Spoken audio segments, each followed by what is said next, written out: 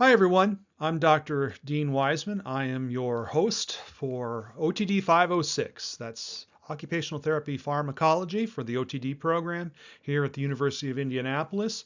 I will be in charge of your instructional activities for this Summer 1 session. And here you can see my contact information. I have an email address there. You can email me at any time. I have a cell phone there. You'll notice the area code 406. That's from my days when I used to live in Montana, and I've kept that area code. Office hours, you can see there at the bottom. We are maintaining regular office hours Monday, Tuesday, and Wednesday. Those are the days of our classes after the final class from noon to 1 p.m. Over in Lilly Science Hall, just a couple minutes away. But you can also make an appointment virtually if you want to talk over Zoom, or just let me know when there's a good time that's convenient for you, and I'll be happy to meet with you in person, whatever you need. My goal here is to be as helpful as possible when it comes to this class. So hit me up if you have any questions. So this week we have 4 chapters that we're going to be covering. Chapter 1, which is an introduction to concepts, the drug development and regulation of pharmaceuticals. Chapter 2 will be on what is known as pharmacodynamics, aka how drugs generally do their thing. That is to say, how they interact with receptors or channels, how they affect physiology on a general level. This class is a little bit scaffolded. It's not entirely scaffolded, but it is scaffolded off of this week. And chapter 2 is sort of fundamental biochemistry, if you will, of drug receptor and drug interactions inside the body. You kind of need to know this because we can only teach you so much.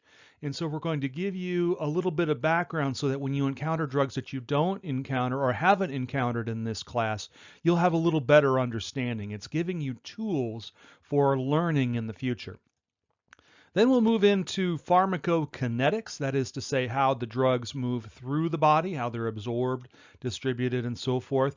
These go hand in hand. These things work together.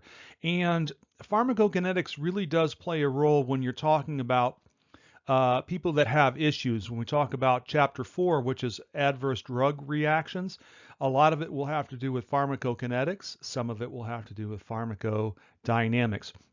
And ADRs are where the rubber hits the road in this class. What I mean to say is this is really where we're going to try to focus you guys. Given that you spend more time per patient than many types of primary care providers, if being able to spot potential ADRs, knowing what to do if you suspect an ADR, how to work with your supervising medical caregiver if you do suspect those types of things. So we really are going to be working on this part of the equation. But in order to get here, you kind of need to understand why you might be getting there, to be able to predict ADRs in some cases.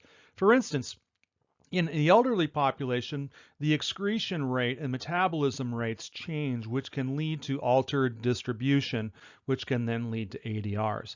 Same thing's true in pediatrics. So if you're going to be with peds, same story. You have smaller compartments, so the distribution may be different, which leads to altered pharmacodynamics. These two things go hand in hand into these ADRs. But for now, we're going to focus on chapter 1, which is a lot of concepts, a little bit of rule making, understanding the nature of a prescription, some just basic tools for you to understand why we are where we are, why the laws are the way they are, and understanding what may be some issues when it relates to drugs in the medical field and in society. So we have to start at the beginning, and beginnings are always delicate times. And part of this class is about terminology. So you are going to be learning terms. You're going to be learning a few processes here and in there. But we do need to sort of begin at the beginning, and that is, what does it mean to be involved in pharmacology? Well, it's the study of drugs. That can be where they come from, what they're made up of, how we deliver them or prepare them for maximal or desired effect. What happens to them when they're inside the body? How does the body handle that? And then how does the body ultimately get rid of that drug? And so it's a big, big topic, and it's an interdisciplinary topic. It involves economics, it involves epidemiology, it involves genetics, and so forth. So it's a big, big topic, and certainly we're going to be focusing on action, metabolism, and excretion, but every once in a while we'll bring some of these in here in the interests of interdisciplinary understanding. So that brings up the question, well, what is a drug? What do we mean when we say drug? And the thing to remember is that drugs are not medicine. Medicine is for therapeutic purposes. Drugs can be very, very different from that. It's a substance which has a physiologic effect when ingested or otherwise introduced into the body. Even water could be considered a form of drug if you think about physiologic effect when it's ingested or otherwise introduced. So there's quite a broad topic of what could comprise a drug, and certainly what could comprise medicine versus a drug. And pharmacology is integrative. I did say this in the previous slide. It's interdisciplinary and it is integrative. So all of those chemistry courses and biology courses and physiology courses and psychology courses and humanities courses all will somehow be impacted by pharmacology in one way or another. It crosses boundaries. I actually teach a course for freshman undergrads at University of Indianapolis called Life Without Borders. That is because life, like science, crosses boundaries. And the more boundaries you can cross, the more prepared you are to understand the complexities. When we try to pigeonhole things or we try to push things away, we try to close our mind to the possibility that impedes a thorough understanding first and foremost, but it may also impede potential therapeutic opportunities. So chemistry, biology, particularly cell biology, because that's where the action is. That's where things are going on that allow organs to do their thing or organ systems to do their thing. Certainly some physics as well, especially when it's on the kinetic side of the equation in terms of how we deliver some of these drugs. But they all come together. They all come together, even, and I should put psychology in there. I should include that because we do have psychoactive drugs that impact the way the brain processes sensory and cognitive information, which can then lead to very profound changes in responses and behaviors. So some topics that we may actually touch upon during this semester when it comes to the broad concept of pharmacology. Certainly all of these topics at some point or another we may touch on, but we are going to get into pharmacokinetics in chapter 3, the distribution and how long drugs stay in the body and how we get them there. The dynamics, that's certainly chapter 2, how the drug does its thing on a generic level, and then we'll get into more specifics when we get into the different organ systems. Pharmacogenomics, and this is one we're not going to spend a ton of time on this semester, but I do want you to sort of understand what that means. When you are seeing ADRs, that could be due to things like, for instance, an allergy, or it could be an age-related situation. Well, that plays into perhaps what types of genes or what types of hereditary information that person brings with them. Whether it's allergies or it's a form of an enzyme somewhere that alters their ability to metabolize a drug. This is part of the whole idea of drug discovery. It's understanding what genes are going to be affected by that drug. When I mean genes, I mean the protein products of those genes or the genetic expression that results from the drug. We also have one that sort of extends from that, called pharmacoepidemiology. And pharmacoepidemiology says if we know that a certain percentage of people have certain responses, how can we predict what's going to happen if we deliver this drug to a truly large population, 1 million or more people? A classic example of where we're going with this right now has to do with the hydroxychloroquine azithromycin debate that's currently been going on. It may resolve by the time you get to this lecture, But nevertheless, we know well from other patient populations that a certain percentage are going to go blind, or a certain percentage are going to have heart arrhythmias. And so if you start delivering a drug like hydroxychloroquine to the general population, you are going to see a mortality and morbidity above and beyond just the therapeutic outcome that drug may confer. So that's a huge topic right now, pharmacoepidemiology. And then lastly, pharmacoeconomics, the cost of how much it costs to get a drug to market, how much it costs and how much cost is passed on to patients, and so forth. And that's pharmacoeconomics. We're really not going to talk much about that this semester. It's certainly an interesting topic, and it's certainly front and center when you think about healthcare reform. But at the end of the day, what we want to do in this class is to help make you a better member of the healthcare team, help you to be stronger, more interdisciplinary, more able to communicate with other members and other specialists in the healthcare system. So bringing together ideas and expertise so that we surround the patient with expertise and understanding to give them the best possible care. So integrating that physiology that you have gone through, and now applying it in a pharmacological situation. So that sort of brings us to the raison d'etre, if you will, of why should OTs study pharmacology if you're not going to be prescribing or involved with the choices in which drugs are there. Well, you have to understand the responses to drugs in order to better tailor your interventions and therapies for that person, understanding what potential side effects they might be up against or limitations due to those drugs in terms of their occupation. You need to be able to recognize drug and therapy interactions. A classic example of this is that you never, ever, ever give massage to a person who's had an insulin injection at the site of the massage. You can send them into an immediate and fatal insulin reaction.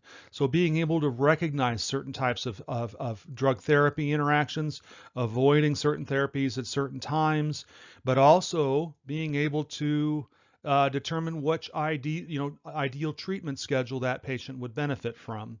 Back to that drug therapy interactions, not only the specific ones, but also the generic ones are important. And then lastly, it's in response to the fact that we have seen a large increase in reporting adverse drug responses, something along the lines of 200 to 50 to 300% over the last 10 or 15 years, and more than 15,000 deaths.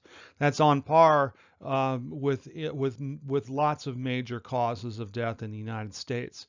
And so anything we can do to avoid inappropriate interactions, inappropriate behaviors in these patients is going to be huge, and you guys are going to be front and center on that. To that end, a marvelous online website at fda.gov talks about drug interactions and labeling, and also has a place for you to report potential ADRs. So while working with a patient, you happen to notice something, you can alert the patient, you can alert the medical supervisor, and in theory, you could report that adverse response if needed. So this is an awesome web resource for folks who are interacting with patients who may be on pharmaceutical therapies. The next few slides that we're going to talk about involve some of the key drug laws as described by your book. So make sure that you read through those areas of the book, understand what the major aspects of each of these key drug laws are. I would say, and I'm going to say this very carefully, that many laws, especially when it comes to laws in healthcare, laws in things like aviation or so forth, are quote unquote written in blood. That is to say, they are written because people have either suffered terrible consequences or died because of inappropriate action or failure of safety systems or something along those lines. So it's very, very serious stuff. So I want you to see these laws and understand why these laws were passed so that you can understand more about why we have certain restrictions when it comes to testing and approval and so forth, and why we need to be so utterly careful about what we give our patients. So the first one, the first key one, was the Food and Drug Act of 1906. The campaign to pass a law of this type took almost 30 years, which meant that we go back to the 1880s to see how people were striving to try to get this law passed, and how sometimes things in government move very, very slowly, but they move. And we shouldn't always be as impatient as we might think, because we just can't always just solve problems with one fell swoop. It often requires consensus. So it took 27 years and some very, very notable deaths due to less than scrupulous marketing of certain types of formularies. So what this law did was it regulated food and drugs based on the idea that these things were moving across state lines. The federal government does have the power to regulate interstate commerce. It doesn't have as much power to regulate in-state commerce, and that's always a constitutional battle, if you know what I mean. So this law specifically forbade the manufacture, sale, and transportation of things that would be considered poisonous. And they had 10 key ingredients that were deemed either addictive and or dangerous. And if they had any of those, they were required to list those on there, which included things like alcohol, morphine, opium, cannabis, and some other things that were all deemed addictive or dangerous. Okay? They couldn't list them if they weren't present, and they must list them if they were. Now, it's one thing to say that something is dangerous, but it's yet another thing to say something is safe. And that was the impetus behind the Food, Drug, and Cosmetic Act of 1938, which is, again, about 30 years after the first law was passed. This one was drafted as a response to about 100 or so people dying from sulfanilamide poisoning. Sulfanilamide is actually probably considered the first chemical antibiotic that was identified. A lot of people think penicillin was the first antibiotic that was identified, but no, it was actually sulfanilamide. It was used for its antimicrobial properties years before penicillin really came online. And the demand was so high that people were generating rather crude extracts of sulfanilamide and not knowing that a number of people would be allergic to it. Even today, if you talk to an older person, they might mention that they're allergic to sulfa, and that's what this compound is that they're referring to. In any case, this law gave the FDA authority to oversee more than just medicines.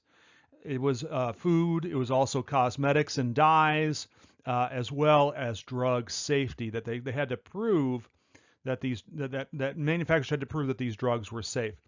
It extended control over advertising, so it was trying to cut into the sort of charlatanism that we were seeing in these sort of cure-all elixirs that were coming out.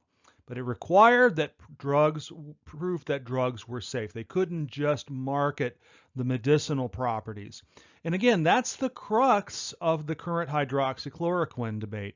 There are a number of known side effects. The question is, will the side effects outweigh the benefits, or will and so forth. Now, there were updates. There were updates in 54 and 58 and 1960 to add pesticides and food additives and some color additives. But this is still on the books. It is still a major bulwark for what the FDA does in terms of its approval process. So it's one thing to say something is dangerous. It's another thing to say something is safe. But yet again, another thing to say something is efficacious. And that was the basis of the 1962 amendments to the Food and Drug Control Act, known as the Kefauver-Harris Amendment, named after two senators who sponsored the legislation, and both of them consider these amendments to be the pinnacle of their political careers for the good that they believed that they were doing. It requires that manufacturers demonstrate proof of efficacy through drug trials. It required that the evidence be based on adequate and well-controlled studies. So you have to be able to demonstrate efficacy using the scientific process that's rigorous and repeatable. It has to be done by qualified experts, and anybody who is subject to these studies have to give their informed consent that they are allowing these studies to be done on them. That's a big deal. It starts to open the door for individual rights. One of the things you'll see worldwide when it comes to drug trials, especially in other countries, is that they'll propose, say, going to Africa to try something. That is latent racism, and it is inhumane, because people often don't understand what they're being tested for or why they're being tested. And medical history is littered with these types of immoral stories. But part of also what drove this was the experience that we in the United States versus Europe experience from the drug thalidomide. This is a thalidomide baby. It causes severe birth defects that are irreversible. And it was this one woman right here, Frances Olney, a physician who was working at the FDA. She was the one person that said thalidomide would not be approved in the United States. She was concerned about the proof of efficacy. This was a drug that was being prescribed for nausea associated with morning sickness in early pregnancy, and she was the one person who said no to thalidomide, and it saved us many tens of thousands of children being born with preventable birth defects. Pretty extraordinary story. There's an article about her in the Smithsonian Magazine that's worth your time. If you want to see one of the truly important women in American science and medicine, it would be Frances Olney. From 1962 to 70, there became an increasing awareness for a set of criteria on which we could vary the availability or the use of pharmaceuticals and drugs in the United States, rather than it sort of being an all or none, safe, not safe, efficacious, not efficacious. It was becoming recognized that there were other categories that needed to be considered about whether or not a drug should be readily available or used at all. And that's the basis of the 1970 Controlled Substances Act, which created additional criteria that you could qualify potential drugs or pharmaceuticals, and thus regulate availability to the general public or to prescribers or to researchers and so forth. So the FDA and the DEA worked hand in hand to determine the scheduling. That is to say, what drug or what chemical falls where on the 5 different levels. Whether there's actual or relative potential for abuse, whether it's efficacious, how much is known about a drug. That's a very important distinction. When we don't know about something, that immediately bumps it up into a higher category of restriction. And that's sort of what we were bumping up against a little bit with marijuana, was that we really didn't have a whole lot of scientific knowledge, lots and lots of allegorical knowledge, but not really hardcore trials. Pattern of abuse in history. What has it been used for religious services, or was it something that was wildly abused for recreational purposes and so forth? The scope and significance of the abuse. How life-altering or life-disturbing could it be? Is there a risk to public health? Do you have inappropriate mortalities and morbidities associated with its use? Its addictiveness and whether or not an immediate precursor or a close cousin chemically to that drug is already controlled.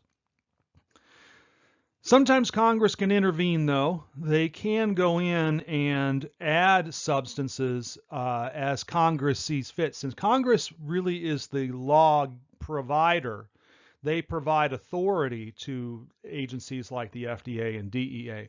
For instance, they went in and they created a law specifically for gamma hydroxybutyrate. putting it right at the top at Schedule 1 because of its date rape uses. It's a very potent chemical. It can be concealed readily as a fine white powder, very, very soluble, especially in alcoholic beverages, which made it the drug of choice for would-be rapists.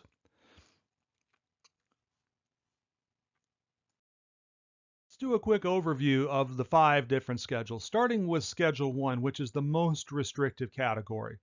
Uh, no legally identified medicinal qualities. That's not to say that they don't have some potential. They just may be crude forms.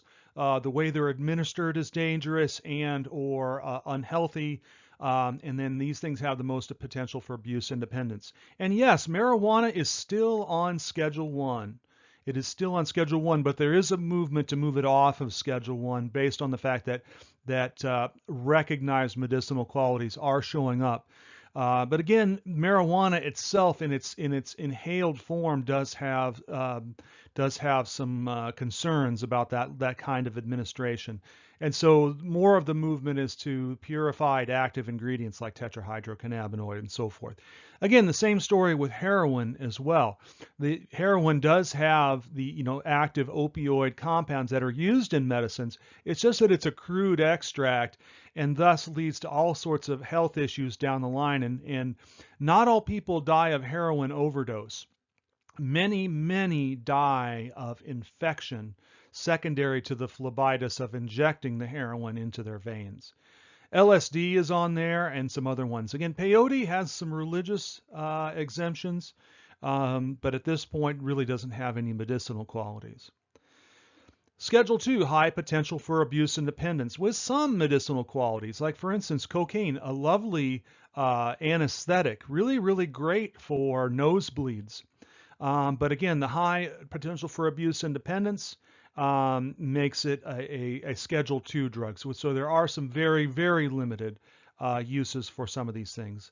Methamphetamine, Adderall, some of these other things, OxyContin, are all high on the Schedule 2 because they shouldn't be in the hands of semi or casual users. Schedule 3, moderate potential. Again, Schedules 2s and Schedule 3s require very, very specific prescriptions. You cannot prescribe, at least with the exception of perhaps marijuana in here, you cannot prescribe these drugs. These drugs can be prescribed. These can be prescribed, but only with very, very strict documentation. Schedule 3s require a prescription. There is some potential for abuse and dependence. There are some modest or good medicinal qualities. Tylenol with codeine, Tylenol 3, ketamines, testosterone, so that sort of a thing. So these are your require prescriptions, but are much more readily available than say Schedule 2.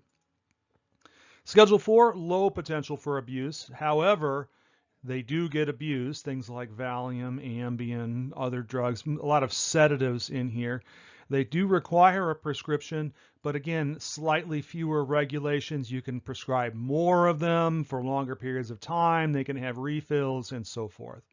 And then lastly, your true over-the-counter, Schedule 5, lowest potential for abuse and dependence, good medical qualities. Sometimes, prescription is required, but not always. Just depends on whether there are some ingredients that sort of resemble Schedule 4.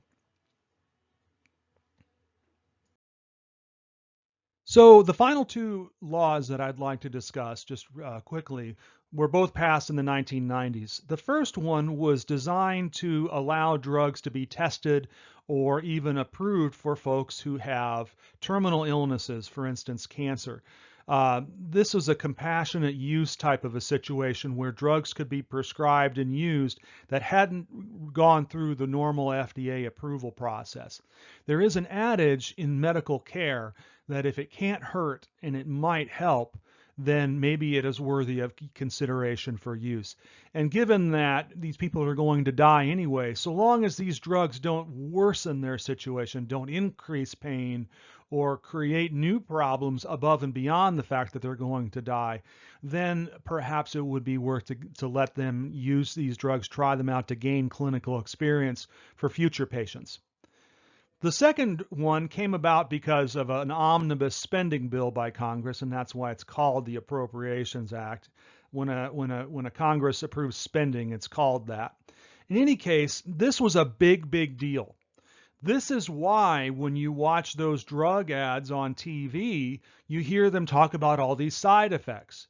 That's because this act required drug companies to release information about it. They wanted to get the public understanding and being more of a partner in the monitoring of adverse drug responses. So it requires that they be truthful in terms of efficacy, but also contradictions and side effects. Like for instance, the one that you hear about a lot are the erectile dysfunction drugs like Viagra. Don't take Viagra if you take nitrates for chest pain. That's because it can cause a dangerous and rapid drop in blood pressure. Side effects. You can hear this in any drug ad that's coming out, and they're all over the place now. It's quite a marketing phenomenon since roughly 2000. How drug companies are using the airwaves to market their drugs and then listing the side effects and so forth. They also have to report in the packaging and so forth instructions for use and the approved uses for that drug. Again, to fully inform somebody to provide a legal basis for abuse. So we've hit the half-hour point of this virtual lecture. I'm at about 31 minutes or so. I'm going to stop here with this video, and we'll pick up with part 1B in the next video. Thank you for your time, and contact me if you have any questions. Thanks.